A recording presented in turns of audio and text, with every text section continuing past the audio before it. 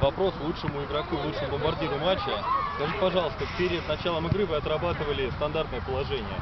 Вы знали, что соперник что ли будет палить в таком количестве? Не, мы просто хорошо падаем, сами играем тоже жестко. Вот, а у нас просто стандартная такая разминка, никто бегать не хочет, никто не разминается. В процессе первого тайма всегда разминаемся первые 10-15. Потом уже либо пропускаем, либо сбиваем. Можно сказать, авантюрная игра. Сегодня это было вообще. Показалось, что на протяжении всего матча вы так были пошустрее, помощнее вообще соперника. Был такой?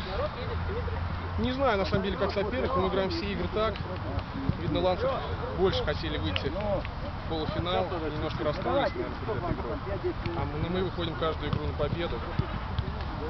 Вот, в принципе, я не думаю, что по-другому играли в полуфинальный матч, если бы даже вышли.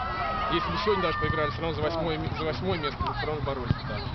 То есть, вне зависимости от того, в какое место играете, все будет. Это, скорее всего, наши защита! Один впереди! Тренируемся мало и выходим просто голодные на игру. Спокойно, Костя! Спасибо большое. Поэтому его расходим. Спасибо.